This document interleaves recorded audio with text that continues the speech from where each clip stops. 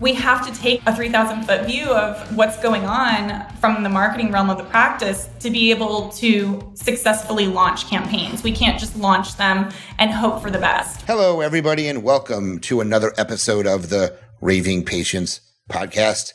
As you know, I'm your host, Dr. Len Tao, and we are sponsored by Dental Intelligence, Cloud Dentistry, and the Doc Site. So make sure you check out those companies. I couldn't be doing this without their support.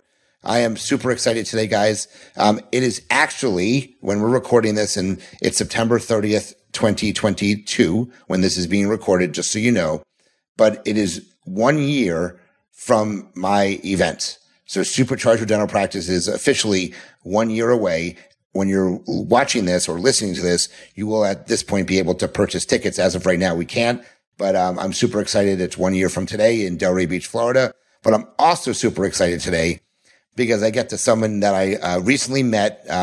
It's very interesting. I reached out to her and I said, I would like to get to know you a little better. And she goes, "You're a rock star. I would love to get to know you." So I'm really excited. We get to talk about marketing today, which is something I love talking about. So it should be a really good conversation.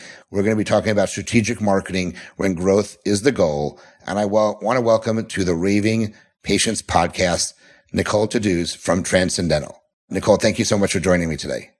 Yeah, thank you for having me. I'm super excited to be here. So for those that don't know who you are, and you're a fairly new company. I think you've been around just over a year or so. So you're still new in the dental industry. Why don't you tell people a little bit about you, a little bit about Transcendental and what you do and how you help dentists? Yeah, definitely. So Transcendental is definitely newer. It's less than 2 years old in the dental industry. I, however, have been in dental marketing for over a decade. So I love the dental industry is a space that's close to my heart. It's my passion, and I love helping grow practices. But yeah, Transcendental was founded in 2020. We're a full service strategic marketing agency that specializes in building and growing practices. In my background, I come from the ad agency space, actually. So I worked in big brand marketing on brands like 7-Eleven, Bank of America, H-E-B, and kind of happened into dentistry unintentionally. Through a mutual connection, I started on the DSO side, actually, as director of marketing at Breakaway, and was there for several years, loved it, and ended up going out on my own, and that's how Transcendental was born. Speaking about Breakaway, one of my speakers at my meeting coming up is Scott Luna, who started Breakaway. So you obviously are familiar with that and familiar with him, I should say. So, I'm excited to have him come and talk to the audience. He's the keynote speaker on the second day of the meeting.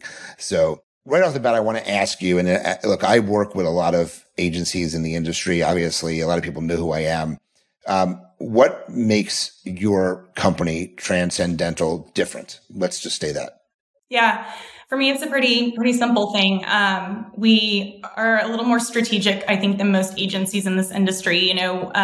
One of the things I noticed pretty quickly when I transitioned from the ad space to the dental space was that marketing was approached not just by practice owners, but also by vendors in a very tactical, ad hoc manner. So there wasn't a lot of strategic thought that drove marketing programs for dental practices.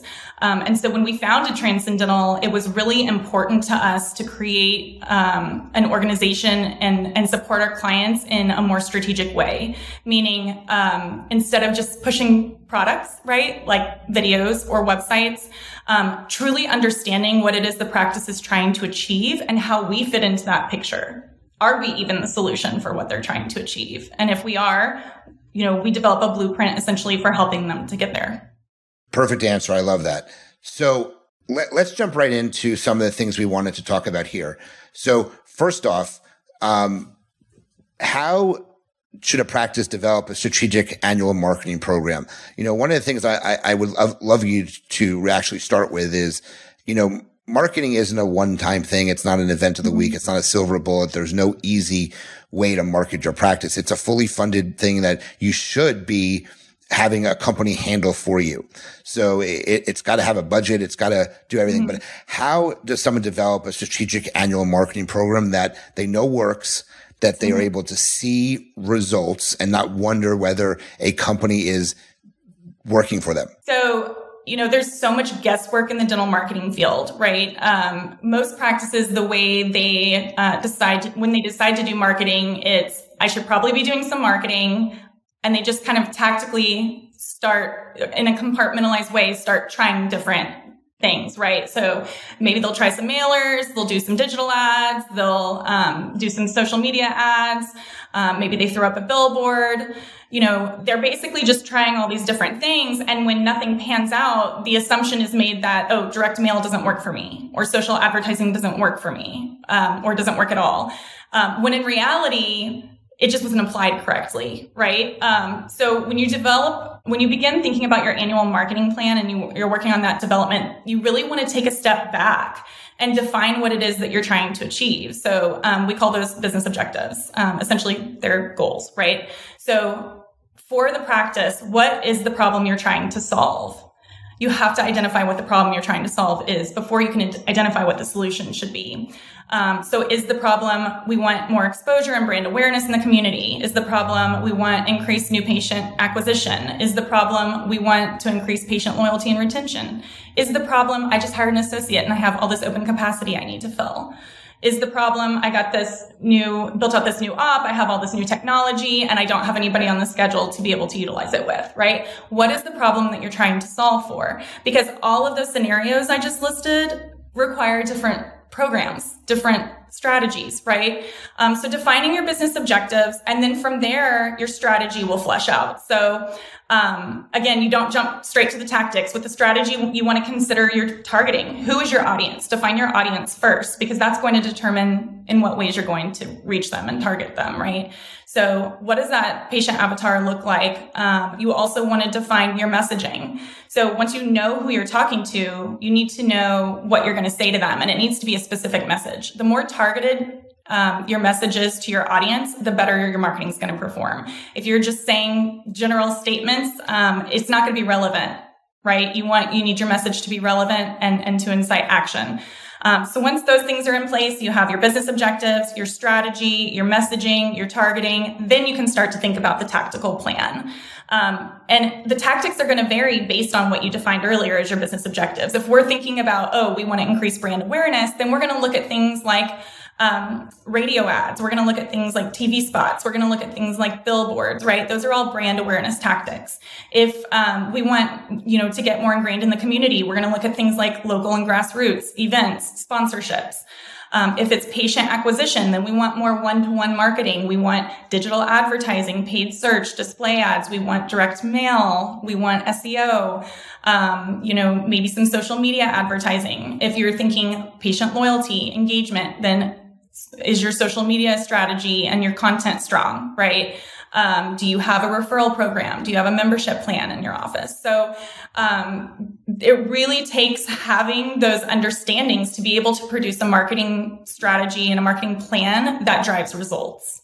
Gotcha. And when I look at what you're talking about, it's really an omni-channel approach to marketing. It's doing multiple things to achieve the result, but it's basically, hey, what do you want to do? And I love how you separate those things out. If you're looking to attract more new patients, patient acquisition, there's certain things that you're not going to do. Right. You're going to have to focus on the ads, the targeting, the Facebook funnels. Those are type of things that you do to get new patients to come in, not to brand the practice. So I love how you position that. One thing I wanted to ask you, you use the term social marketing. Can you just touch base? Because, people always say to me, well, then what do you think about social media? I'm like, well, I don't like social media from a new patient acquisition, but social marketing is a little bit different. So can you just briefly touch on the difference between social marketing and social media? Yeah. So social media management, obviously meaning platforms such as Instagram and Facebook and how you interact with your followers there. Typically in dentistry, I'm aligned with you actually, Lynn. I tell my practices all the time because the first place they want to put their money is social media management, which is actually not a primary driver of new patients. Organically, maybe you'll get, a couple a month, from that exposure, but it's not going to be a high volume driver like some of your other strategies and tactics. But it is good for obviously establishing brand and brand voice and communicating with existing patients and followers. And that is important. I am all about that. I agree with you 100%. So it's important important. It just doesn't serve the same purpose as some of the other channels, right? So social marketing, obviously getting behind a cause, right? Finding a way to resonate with your community. We have actually a practice here. It's veteran owned. And every year, Transcendental produces and hosts an event for them where they give free dentistry to all the veterans in the San Antonio area. So that's an example of social marketing. And does that drive new patients? Maybe not. Does it reinforce the brand and the mission? Absolutely. Which is just as important, right? 100% so. Agree with you there completely. I am very much antisocial from a sense that posting on Facebook and Instagram is not going to generate new patients. Yeah, I'm in agreement with you. I don't think we're of the popular opinion, though. Yeah, no, because there's other companies out there that try to convince you that, putting a non-genuine post on Facebook that two people look at is generating patients, and that's not the case. Yeah, National Donut Day is not going to fill your schedule. 100% so, yes. So let's talk about marketing metrics, because I'm a big metric guy. I think, the owners have to know their numbers and they have to know the metrics around things. And I also want to make it clear that, it's very difficult for a dentist or a business owner to hire a marketing company like yourself and just expect there to be patients coming in. There's so many things you have to do from the business side of things as well. I don't want to say you can't set it up and forget it, but you have to be willing to meet with the company. You have to be willing to learn what things you need to tweak and stuff. But metrics are huge to running a business. So what marketing metrics are the most actionable and lead to growth have you found? Yeah. Well, first of all, I want to say it's so important to be tracking all of your marketing, right? We do that through call tracking. We do that through pixel tracking, tag manager. We know at the end of the day where the new patients are coming from for our practices. And that's how we make business decisions. And that's how we grow our practices month over month, because we utilize that tracking and that analytics to inform future decisions, right? And tweak campaigns as needed. But when you're looking at your marketing analytics and you're working on that marketing plan we were discussing earlier, part of that marketing plan is your measurement plan. So before you ever launch your campaigns, you need to define what those KPIs are. How are you going to measure success on your campaigns? I think a lot of marketing companies like to throw out some non-actionable data. You're nodding your head. I know you know where I'm going with this, but like clicks, impressions, that's great for a digital ad strategist. But what kind of value and insight does that bring to practice? How does that help them make business decisions, right? So although clicks and impressions is great, you really, from your marketing company, or if you're managing marketing internally, you really want to be focused on getting to the meat of things, right? Which is, what is the cost per acquisition or cost per appointment? How much is it costing you to get each patient in the door, right? That's one of the primary metrics that we look at, and what really informs how we determine the best channels to utilize for each client. Then we also look at new patient acquisition by channel. So we can see, okay, we had this many patients scheduled from direct mail, and we know exactly how many scheduled by phone and how many scheduled by web. So that's also an important metric, right? To know where are people scheduling? Are the bulk of your patients scheduling online, or are they scheduling by phone, right? And do maybe like by channel, are direct mail patients more likely to call versus go online and schedule than obviously a display ad prospect, right? So those are important metrics as well, but cost per acquisition, new patient acquisition by channel, and ROI. ROI is really important. So we actually look at not only our own internal analytics from Transcendental's dashboard for our clients, but we actually go into their third-party scheduling tools and pull the data from there as well, and blend that with our data so that we can produce an end-to-end analytics report. Gotcha. I think ultimately, when you look at the metrics, I think the number one metric you need to pay attention to is the ROI. And I know with dealing for as long as I've been in the marketing industry, that proving ROI is sometimes difficult to do. Okay. Even if you track things, it's still difficult to do because you rely on the office to enter the information right into the practice management software or into whatever CRM you're using to let you know, did the person show up? Did they accept treatment? How much did they accept? And ultimately it's difficult to track, but you have to know the return on investment on something that you're doing. And if you don't know it, it's hard to continue doing it. People say to me, well, I'm doing, an AdWords campaign. I don't know I'm getting any results. I'm like, well, why do you think you're getting results? Well, they say they found me on Google, and that's not the right answer. You can't say that someone finds you on Google is coming through an ad. You don't know that. They should be tracking the phone number. And you mentioned you're using call tracking services. That's super important. But I did have a question for you about that. One of the things I see is that the marketing company puts a call tracking number on Google My Business page. Okay. Yeah, we don't do that. Mm-hmm. Right. Okay. But there's companies that do that. And the reason really is because they have to prove their ROI. And for every call they get on the Google My Business page, they're going to claim that they delivered that patient to the practice. But the analogy I use is if Susie Jones refers John Smith to your practice, John Smith is going to go to Google to look you up. They're going to call that phone number on your Google My Business page, and they're going to save that number in their phone thinking that's your actual phone number. If you ever leave that company, number one, that phone number goes away, and people will say, your phone number is disconnected. Ask me how I know, by the way, because that happened to my practice many years ago. Okay. But also it elevates or it increases what the company that's doing is actually providing to you. And they're taking credit for things that have nothing to do with what they're doing for you. And I have a big problem with that. What do you have to say about that? Yeah, no, it definitely inflates the numbers, and is not technically, their direct output. So they shouldn't be getting credit for that. But more importantly, what we didn't hit on there is the NAP profile. So name, address, phone number. Profile consistency is one of the biggest determining factors of your organic rankings, both in local map search results and organic search results. So basically, is your NAP profile, your name, address, phone number information consistently applied to the T across the web? And so if you have your Google business profile with a different phone number than what's on your website or, what the actual main line is for the practice, Google doesn't see you as a credible business, essentially.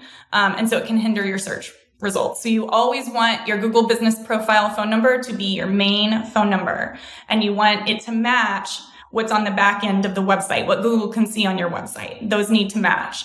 And I say back end because we do use call tracking lines on the websites, obviously rotating for users, and Google doesn't see those call tracking lines. It just sees what's on the back end. But yeah, those need to match, right? Your Yelp phone number needs to match. It all needs to match. And so not only are they inflating their numbers and causing logistical issues, but they are literally doing the opposite of what they're supposed to be doing, which is helping you rank and search. So. And technically, if they're using the same tracking number on everything, what are they actually tracking? They're not tracking anything. You should have different numbers on all the different sources. Yeah. So, but your NAP has to be consistent. Yeah.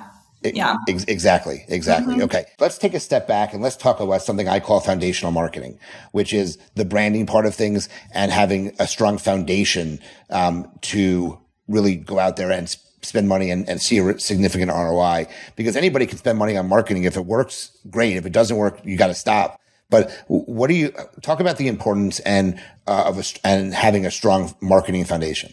Yeah. This is honestly one of my biggest hurdles with my clients, and I have to spend a lot of time educating them on this component because most dental practices want results now, yesterday, and I have to kind of open their eyes to the long-term gain, right? If we just jump ahead to those tactics I was talking about earlier, and you're just going to come prescriptively hire me and tell me, okay, Nicole, I want to do digital ads and social ads. That's what I want to do. And you want me to just launch those immediately, and you think that that's going to fill your schedule. That's not what's going to happen. We have to take a full scope, 3,000-foot view of what you have going on to make sure that if we launch those ads, they will be successful, right? I have practices that want me to launch ads for them before they even have a website in place. Or maybe they have a website, but it's really outdated and it's not going to convert. It doesn't have relevant content on it. There's no storytelling, right? Or their SEO is completely out of whack, and that affects your digital ad performance. Those two things correlate. They work together, And so we have to take a prescriptive view of a 3,000 foot view of what's going on from the marketing realm of the practice to be able to successfully launch campaigns. We can't just launch them and hope for the best, right? So it's important to, one, define your branding, understand the message that you're trying to communicate and who your target audience is, like we discussed earlier. Two, make sure you have a strong digital presence that can convert, right? If you have a website that's not going to convert users, then you're wasting ad dollars. If you have stock photography all over your website, if your website isn't user-friendly, not device responsive, your ads are going to tank. You're not going to see results. So it's important to make sure that those factors are covered and addressed before you ever launch any campaigns. We just talked about having a strong foundation. How much do you feel reviews play a role in that? My opinion is, and of course, I don't want to say I'm biased, but I am in some sense, but I'm also been an industry leader in this space for a very long time, is that you shouldn't be spending a ton of marketing on your practice unless you have a good foundation of reviews. If you don't have that consistent flow and you don't have a larger number of reviews, you're wasting your money. People are not going to end up converting. Can you talk to that?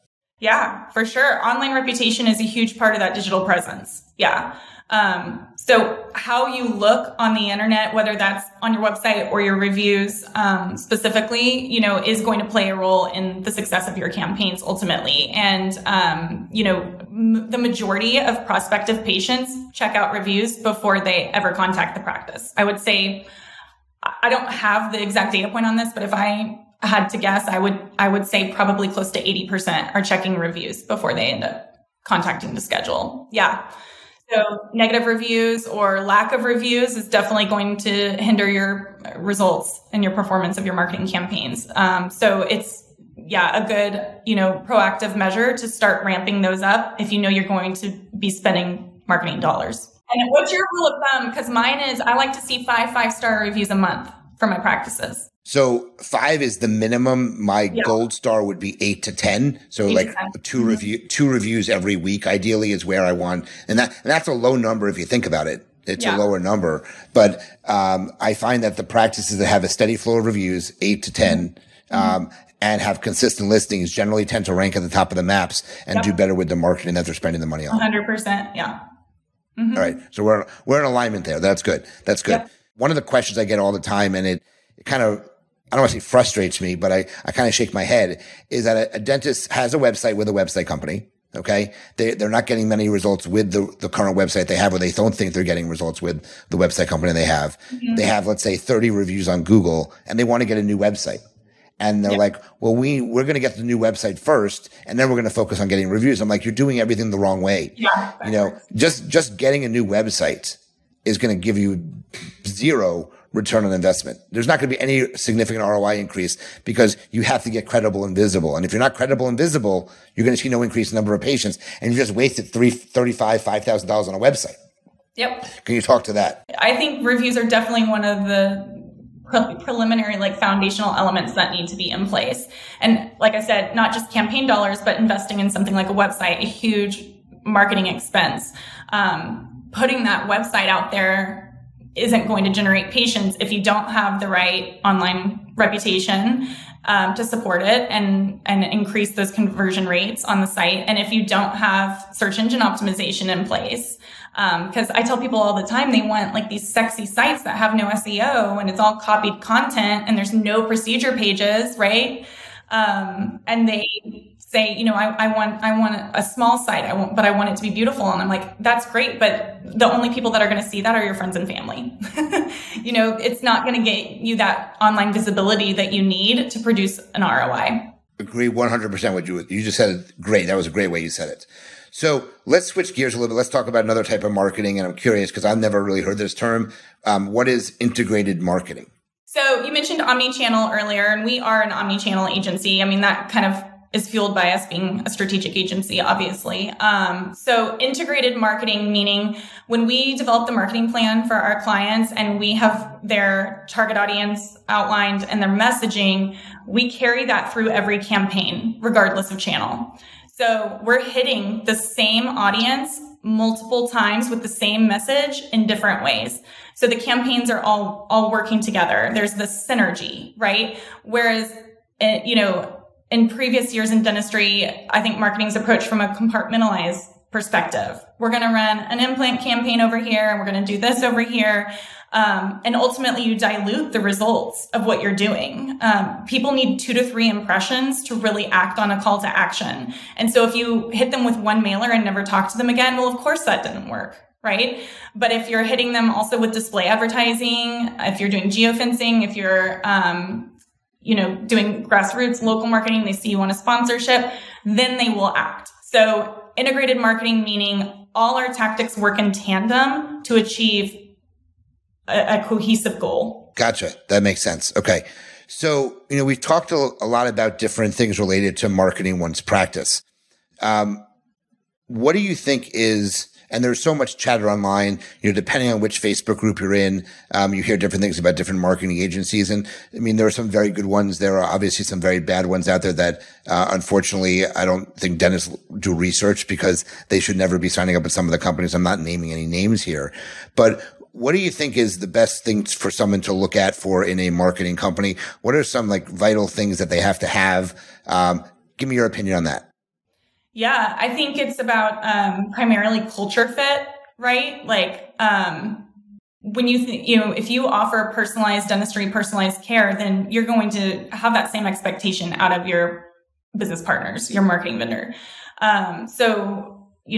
I think it's important to understand what your expectations are and make sure the agency you're looking to hire can deliver on those expectations. Do they align with your mission and your vision for your company? Do they have a similar culture at their agency to where you guys can work cohesively and collaboratively together? But in addition to that, analytics, always ask to see a sample of their reporting. Without strong reporting, you're just going to be wasting your dollars. So you need to have an agency that can prove their value and help guide your business decisions. So that would be a huge component, obviously. In addition to that, not just selling products and pushing products for the sake of pushing products. So if you feel like you're being sold to, you probably are. Consider hiring an agency that really truly understands what it is you're trying to achieve and who you are. Because there are, like you said, a lot of marketing vendors out there who have created a stigma around this field. I deal with that stigma on a daily basis. But it's important to understand that there are good marketing partners. There really are. So reporting and analytics, culture fit, mission fit, making sure that the agency understands what it is you're trying to achieve, and never sign on with a company that doesn't give you full rights to everything. That's the most frequently asked question I get from prospective clients, and rightfully so it should be. Always make sure that you'll own the rights to everything that they produce for you, including the website. Always make sure your website does not have copied content and that it's all original custom content, and that you're getting procedure pages. If you sign up for a 10 to 12 page site, you're not going to be able to compete in long tail searches where patients are looking for procedure based searches. So I think that's great. And then one question you mentioned about analytics. I always ask offices, are you getting a monthly reporting from your website company? They say, yeah, I do, but I don't look at it. But when they've sent it to me, it's like they've taken pieces of Google Analytics and they've chopped it up and they put it into a Word doc to only show, I guess, the good, what they're trying to promote or give them high fives on stuff. But do you feel that an office should be able to give in full rights to Google Analytics to look at everything that's happening from their marketing perspective? Oh, definitely. Our clients are the primary owners of their Google Analytics accounts. Yeah. And our reports, APIs, they pull from Google directly. So there's no chopping things up and making them look prettier than they are. Well, anything that you think is important to cover before we switch to a fun section for me, which is the lightning round Q&A? No, I think I'm ready. Okay. All right. And we'll get your contact information when we're done. So. Okay. You ready? I think so. Okay. Entrepreneurship can be a tough road. In the difficult moments, how do you stay focused on moving forward and making progress? Wow, this question is so timely for me. Honestly, it's this gut thing. I'm very passionate about what I do, and I get a lot of fulfillment in helping people achieve their dreams. And that sounds really cheesy, but it's actually 100% what drives me. I'm kind of a cheesy person anyway. But so when I feel discouraged and a little defeated, which can be frequently, as you know, with a startup, I get back to my focal point, which is my why and why I'm doing this. And really it's to have even the smallest impact on someone's life, take a little bit of stress off them, help them achieve their goals. Those are the things that drive me. And as long as I keep my focus and remind myself that that's why I'm doing this, I can really combat, those challenges and hurdles that come with business ownership and entrepreneurship. That's perfect. I love that. So easy one here. This should be, and you're a branding person. So if you had to open up a lemonade stand tomorrow, what would you call your stand? I'm great at branding, but when it comes to naming, I struggle because I have a hard time pulling the trigger. Like it took me forever to get Transcendental. This question's always hard for people. I don't know why. I'd be so curious to hear what other people say. They have a hard time coming up with an answer. Main squeeze. Main squeeze. I like that. That's good. I like that. That's good. I like that. Who is someone that you would love to collaborate with? And what would you collaborate on? I have been doing so many collaborations with industry partners, and it's been so fun. Right now, I'm very focused on improving analytics in marketing and dentistry in general. So I've been collaborating and exploring different paths with a lot of SaaS companies and software companies, that integrate with PMS, because I would really like to be able to report more granularly on ROI and production by patient. So that's something that I'm working on and I'm really passionate about. So I'm hoping to make some headway there in the next, within the year. Perfect. Who do you look to for advice or mentorship? Scott actually is still much a mentor of mine. Yes. That's good. Scott's a good mentor. What have you given up on that you wish you never had? I think I wish I didn't give up on it, but I just didn't do it. I wish I'd gotten my master's in business and marketing. Do you make a to-do list? Do you do it every day, weekly, or when? Yes. Oh my gosh. I am a huge to-do list. I'm type A to the extreme. So lots of to-do lists. I use my inbox as a to-do list. So I'm like, my inbox doesn't just sit with emails. Like it's an active to-do list. So, I live by that. I have to. Okay. When you were a kid, what was the first thing you wanted to be when you grew up? A mommy. All right. That's good. How do you generate new ideas? I ask my team what they think a lot. I pull from my team a lot. I listen to other industry experts. I love learning from other industry experts and, following your page and seeing your insights and what you share. And that's what I think social media is so great for our industry. Like dentistry is so active in the social media space. And so, just absorbing everything that I can, because I still have so much to learn. And in order to deliver the best, services for my clients, I need to be educated and constantly growing. All right, perfect. And last question. What one skill or trait do you feel is imperative to be successful? Well, if it's entrepreneurship, it's grit for sure. But in just, in professional career and life, self-awareness. Awesome. Well, you answered those really well. For people who want to reach out to learn more about what Nicole or Transcendental does, what's the best way for them to reach out and get more information? So you can check us out at transcendentalagency.com to see our website and view our work. But the best place to learn about who we are and what we do and how we're different is to follow us at Transcendental Agency on Instagram or Facebook. You can also contact me on LinkedIn. You can send us a message through the website if you're ready to get in touch. And if people want to learn more, do you have an offer to throw out to them, to the listeners of the Raving Patients podcast? We always offer complimentary strategy sessions. So if you have a problem you're looking to solve, or you just need some advice and someone to point you in the right direction, schedule a strategy session with me. I'm happy to get on a call, give my best advice, and just kind of talk through things. Perfect. Well, Nicole, this was great. Thank you so much for sharing your expertise in the marketing space. I look forward to seeing what you and Transcendental does in the future. Guys, if you like this episode, Please share it. Please review us. Please let people know. Please reach out to Nicole if you have any questions about what she can do for your dental practice. I've seen some great things from her in such a short period of time. That's why I wanted her to be on this podcast. Check out the sponsors, Dental Intelligence, the doc sites, and Cloud Dentistry, and to learn more about what they can do for you. Check out information about our meeting, superchargeyourdentalpractice.com. You can check out about the meeting, which is September 29th and 30th of 2023 in Delray Beach, Florida at the Opal Grand Resort. And as always, remember, your reputation matters. Until the next episode, Nicole, thank you so much for joining me, and we'll talk to everyone soon.